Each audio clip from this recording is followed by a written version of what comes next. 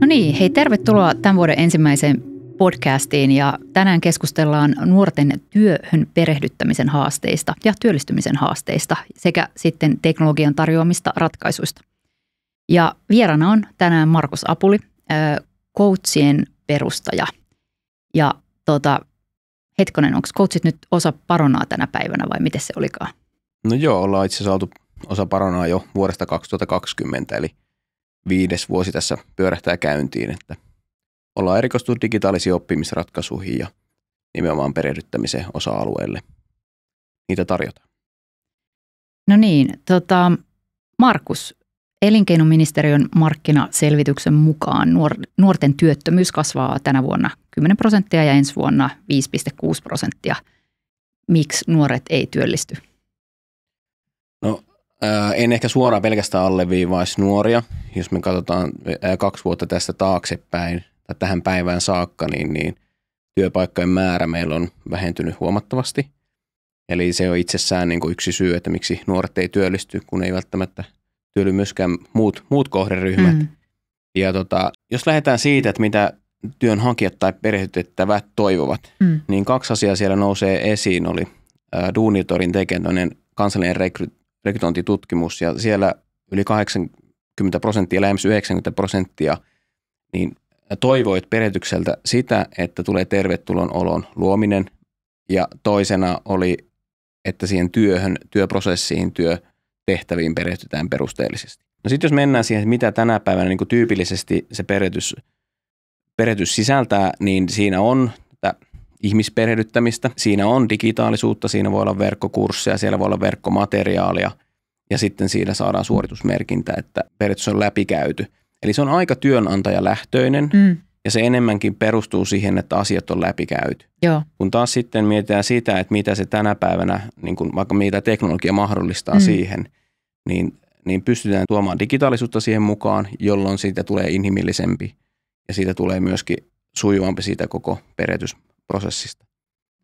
Miten siitä muuten tulee inhimillisempi? Että tuossa just mietin, että siis kysymyshän on monesti tällaisesta niin kuin vertaisoppimisesta, eikö olekin? Jos meet uuteen työpaikkaan ja varsinkin siellä paikan päällä se tapahtuu se perehdyttäminen, niin se on aina sitten, että yksi ihminen puhuu toiselle. Miten sä näet, että millä tavalla se digitaalinen perehdytys voi olla sitten inhimillisempi kuin se vertaisperehdytys?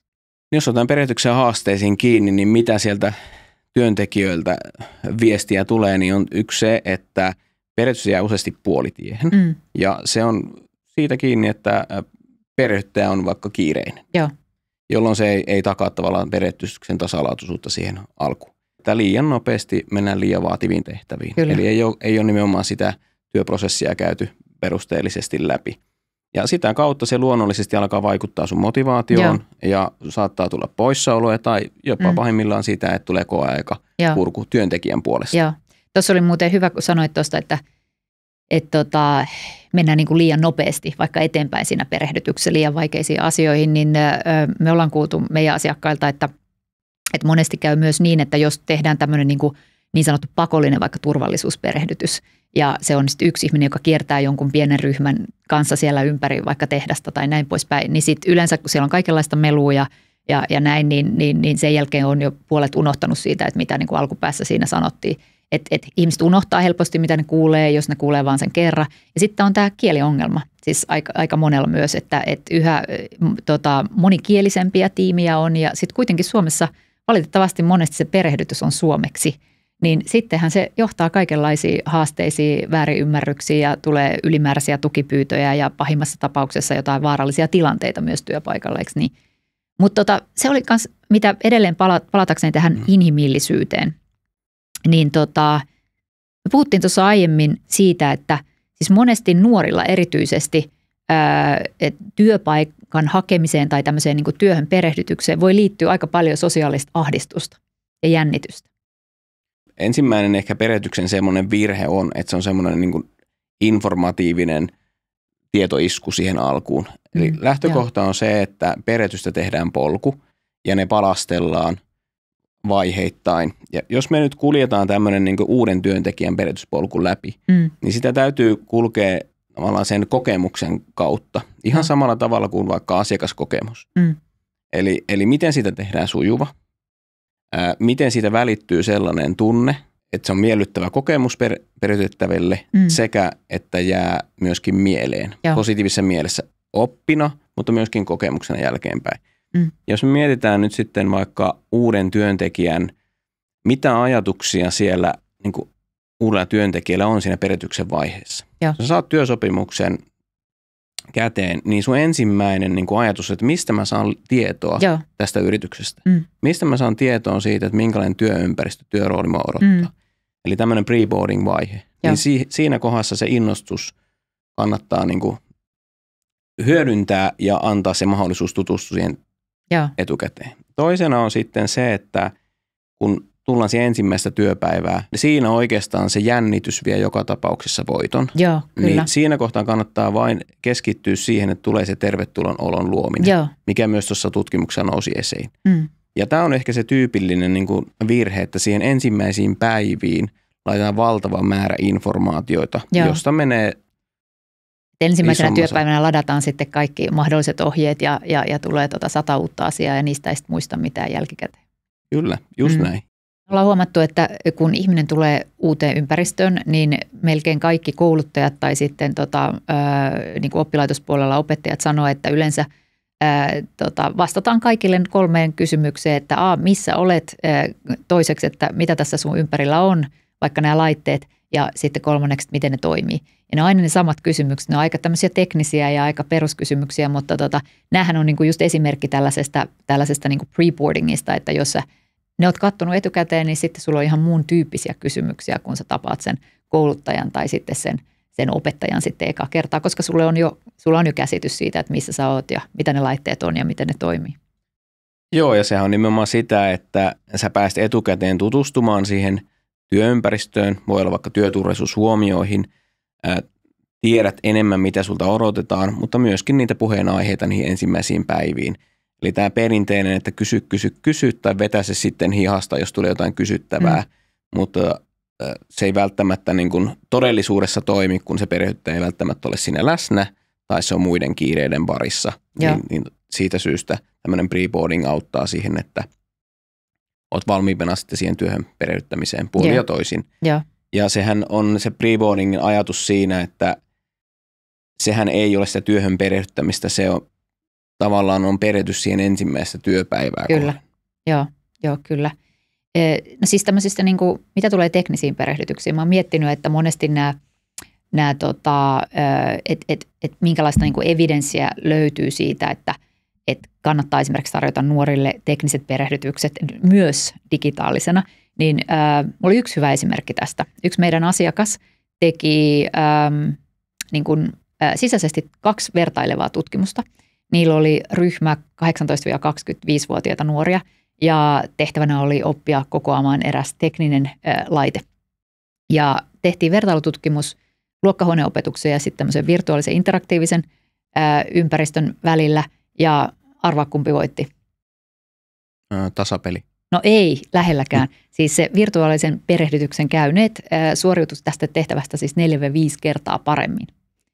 Okei, mielenkiintoista. Onko se siinä, että kun ajatellaan, että virtuaalisesti tai virtuaalisessa ympäristössä opiskellaan, niin se on myöskin turvallinen paikka tehdä virheitä. Niin. Ollaan turvallinen ympäristö mokata. Onko se siitä johtuu, että siinä ei ole sitä sosiaalista painetta niin kuin onnistumiselle vai miten näet sen? Niin just se on, jotenkin musta tuntuu, että se nimenomaan liittyy siihen, että kun pitäisi oppia uutta sellaisessa ympäristössä, missä läsnä on muita, niin siinä tulee sitten heti jo jonkinlainen sosiaalinen paine, joka niin kuin blokkaa tavallaan sitä sun oppimiskykyä jollain tavalla aika helposti. Ja nyt sitten tässä just on kysymys, että niin kuin sanoit, niin ei tarvitse jännittää ja aika nopeasti käy katsomassa sitten nämä pikkuvideot, että miten kaikki laitteet toimii ja sitten voi katsoa ne vielä uudestaan, mutta sitten se on aika niin kuin nopeata se tiedon omaksuminen. Meillä on kanssa niin keissejä, kun tehdään yrityksille vaikka tätä työhön perehdyttämistä. Pointti siinä on se, että sulla on se ensin se virtuaalinen ympäristö, missä sä pääset sitä työtä niin kuin harjoittelemaan ja havainnoimaan. Ja sitten sama ympäristö on sua siellä vastassa. Eli meidän ajatus on nimenomaan sitä, että niistä yrityksistä luodaan niitä digitaalisia oppimisympäristöjä. Joo, kyllä. Eli silloin niin kuin se on jatkumona sille. Joo. Kun ajatellaan, että se kuitenkin se paine siinä, että vaikka käyt sen virtuaalisesti läpi, niin joka tapauksessa tulee se työhön perehdyttäminen sitten niin kuin itse siellä työpaikalla, mutta ympäristö on sama ja niihin työrooleihin, työtehtäviin on tutustuttu etukäteen. Kyllä, kyllä. No Markus, alun perin me ruvettiin juttelemaan sen vuoksi, että Barona Coachit oli tehnyt ylivoimaisesti hienoimpia virtuaalisia digitaalisia oppimisympäristöjä Tinglinkin avulla. Ja Kiitos. Tietysti mua kiinnosti, että kuulla enemmän ja tästä teidän lähestymistavasta. Ja haluaisitko sä kertoa siitä vähän lisää? No silloin kun sitä lähdettiin rakentamaan, niin oikeastaan me pystytään hyödyntämään semmoisia elementtejä, mikä tukee sitä meidän visiota. Ja kiitos niin kuin teille, että pystytään mahdollistamaan teidän interaktiivisen ympäristön kautta näitä. Eli ensimmäisenä meillä on se ajatus, että me halutaan se autenttinen työympäristö. Joo. Et oli vaihtoehto oli niin, että ei tehtä sitä autenttista oikeaa työympäristöä, eli siihen perustuu. Eli sä tarkoitat niin kuin sitä, että esimerkiksi olisi jonkinlainen avatar jossain niin kuin, 3D-ympäristössä versus sitten oikeita kuvia oikeasta ympäristöstä? No se on meidän tyyli. Niin. Ymmärrän hyvin sitä toistakin vaihtoehtoa, mutta se on meidän tyyli ja se meidän vision tukee parhaiten se. Ja sitten toisena oli se vahva visuaalisuus muutenkin ja pelillisyys. Joo. Eli että siellä on sitä pelillistä elementtiä, eli pystytään tavoitteellistamaan niitä asioita. Eli kaikki oikeastaan, mikä tukee sitä aktiivisen oppimisen mallia. Joo. Se, mikä on kiinnostavaa, että nämä teidän tekemät on siis niin kuin tehty mobiililaitteille sopivaksi. Että muistan, että sä sanoit jossain vaiheessa, että 95% näitä virtuaalisia perehdytyksiä, jotka on siis 360-kuvapohjaisia perehdytyksiä, niin katsotaan puhelimella. Joo, ja voi olla varmaan korkeampikin prosentti. Eli no, jos me puhutaan se saavutettavuudesta, niin kyllä se puhelin on se kaikkein saavutettavin mobiililaite. Meidän niin kuin linjaus, että me halutaan, että oppi kulkee aina mukana ja siihen on helppo aina palata, niin siitä syystä myöskin sinne mobiiliin.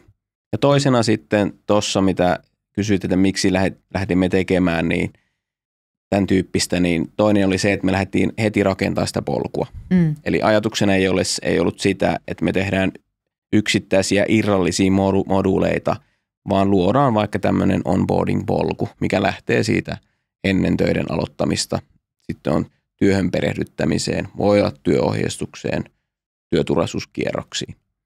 Ja samaa tehdään myös tuonne niin kuin, sanotaanko siinä kohtaa, kun et ole vielä yritykseen menossa kiinni, vaan olet vaikka alan vaihtaja tai nuori katsoo, että mikä toimiala minua voisi kiinnostaa. Joo. Niin tehdään myöskin niitä digitaalisia työympäristöjä, jotka on taas toimialakohtaista preboardingia tietyllä lailla.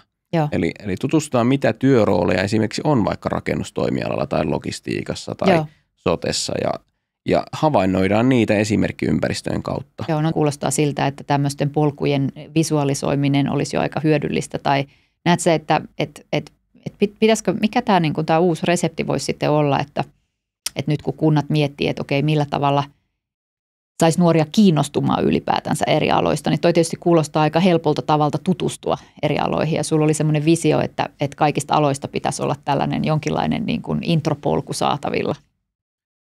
Ainakin sellainen, että pääsee tutustumaan ja pystyy peilaamaan siihen, että mitkä omat ominaisuudet, omat taustat, kiinnostukset, kokemukset niin kuin vois niin kuin tulla parhaiten esiin tietyssä työroolissa tai toimialassa. Niissä on kuitenkin erityispiirteet jokaisessa toimialassa. Ja sitten jos katsotaan, että miten tietoa saa nyt, voit kysyä AI:ltä kyllä, että mitä toimiala sisältää. Voit katsoa rekryilmoituksia. Voit käydä katsomassa kotisivuilta vaikka yritystä, mitä sisältää, mutta se tavallaan se autenttisuus, että mitä mä tuun, miltä se mun työpäivä tulee näyttää. Se kokemus siitä. Kokemus siitä ja mitä mä tulen tekemään, niin sä pystyt peilaamaan siihen, että vaikuttaako se siltä, mitä mä haluaisin tehdä.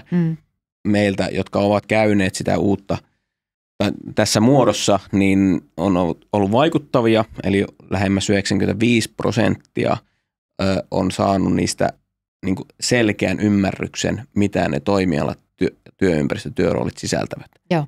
Eli ne on saanut hyvän käsityksen siitä. Ja sitä kautta se myös avaa näitä kuuluisia piilotyöpaikkoja tai osaamista sieltä, että sit pystyt huomaamaan, että mitä muuta siellä toimialan sisällä on. Joo.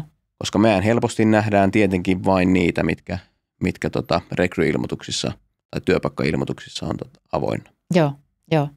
Mutta nimenomaan tämä kokemuksellisuus ja saavutettavuus on A ja O siinä, että te lähdette tekemään 360-kuvapohjaisesti näitä polkuja ja perehdytyksiä.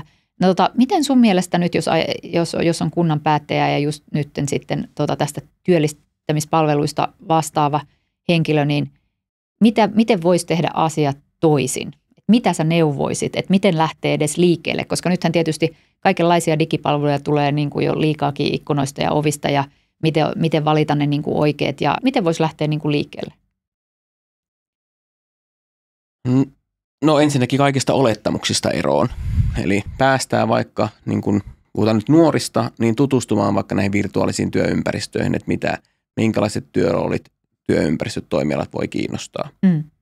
Kun sä löydät sen kiinnostuksen sieltä, että mä haluan vaikka tähän tiettyyn työrooliin tai tuo työympäristö näytti kiinnostavalta, niin se mätsääminen niin kuin lähtee sille niin kuin reitille. Joo. Ja mehän tuetaan myöskin sitä niin, että pelkästään se ei ole, että käyt katsomassa ympäristöjä, että mitä ne toimialat ja työroolit sisältää, vaan jos tunnistetaan, että työnhakija on kiinnostunut vaikka tietystä toimialasta ja tietystä työroolista, mutta sillä on tietty osaamisvaje sieltä, niin me tarjotaan siihen digitaalisia oppimispelejä, jotta se on valmiimpi sitten ottaa se uusi työ haltuun. Niin just, kyllä. No hei, Markus, nyt me ollaan tässä juteltu jo hyvä tovi. Mitä sulle jäi päällimmäisenä tästä keskustelusta mieleen? No ensinnäkin se, että teknologialla tai tämän digitaalisella pystytään tekemään sitä inhimillisempää perehdytyspolkua uusille työntekijöille, niin siinä ehkä keskeisimpänä siitä, että edelleenkin toivottavasti se keskustelu niin kuin vähenee, että digitaalisuus tai teknologia on asioita tai on se, mikä viedään asiaa digitaaliseen muotoon, vaan enemmänkin kyse on siitä, että me tehdään siitä helposti saavutettavampaa, niistä vaikka nopeasta oppimisesta tai perehdyttämistä. Toisena siitä tehdään inhimillisempi kokemus työntekijöille, niin siinä ehkä niin kuin keskeisimpänä. Mä olisin kyllä samoilla linjoilla, että tässä sun kanssa, kun ollaan juteltu pari kertaa aiemmin, niin on ollut siis vaikuttunut ylipäätänsä, mitä olette tehnyt ja just tämä näkökulma, että kun puhutaan oppimisen helpottamisesta ja nopeuttamisesta, niin se lopputavoite ei ole siinä aina se, että niin kuin se tehostaminen, että välttämättä vaan se on niin kuin näiden oppimisen esteiden poistaminen. Että totta kai sitä kautta se oppimiskokemus on parempi ja sitä kautta se myös tehostuu, mutta että tässä nimenomaan niin kuin tunnistetaan tällaisia just tähän sosiaaliseen jännitykseen ja ahdistukseen, stressiin liittyviä oppimisen esteitä, joita sitten voidaan poistaa monikielisillä tämmöisillä kokemuksellisilla perehdytyksillä, mitkä on saavutettavissa milloin vaan. Mutta tosi hyvä. Hei, ihan viimeisenä vielä, niin mä tiedän, että mitäs meillä on nyt vielä hihassa tämmöisille kunnille, jotka nytten taistelee työvoimapalvelujen järjestämisen kanssa, niin meillä on jotain spesiaalia vielä hihassa tarjota heille. No joo, totta kai löytyy, ja vaikka tässä on puhuttu paljon siitä niin kuin yrityskohtaisesta perehdyttämisestä ja työroolikohtaisesta perehdyttämisestä, mutta kyse on kuitenkin siitä, että me tarvitaan niin kuin nopeammin ihmisiä töihin, niin tähän nopean työllistämisen tueksi, että miten digitaalista oppimisratkaisua tai tämmöisiä oppimisympäristöjä, miten niitä voi hyödyntää sen nopean työllistämisen apuna, niin siihen tarjoisin kaikille kunnille ja kaupungille työllisyysalueille ilmaisen tämmöisen konsultaation siitä ja näyttää esimerkkejä, kokemuksia, että kuinka se on auttanut vaikka työnhakijoita ottamaan se uusi työ vastaan. Sekä sitten oppimispelejä, millä pystytään täydentämään niitä osaamisvajeita, niin niistä myöskin. Loista juttu. No nyt ei sitten muuta kuin kirjoittamaan sulle vaan sähköpostia ja Markuksen yhteystiedothan löytyy tämän podcastin mukana tulevasta blogipostauksesta, jossa kerrotaan myös Tinglinkin ja Barona Coachin yhteistyöstä. Hei Markus, kiitos tosi paljon sulle. Kiitos paljon.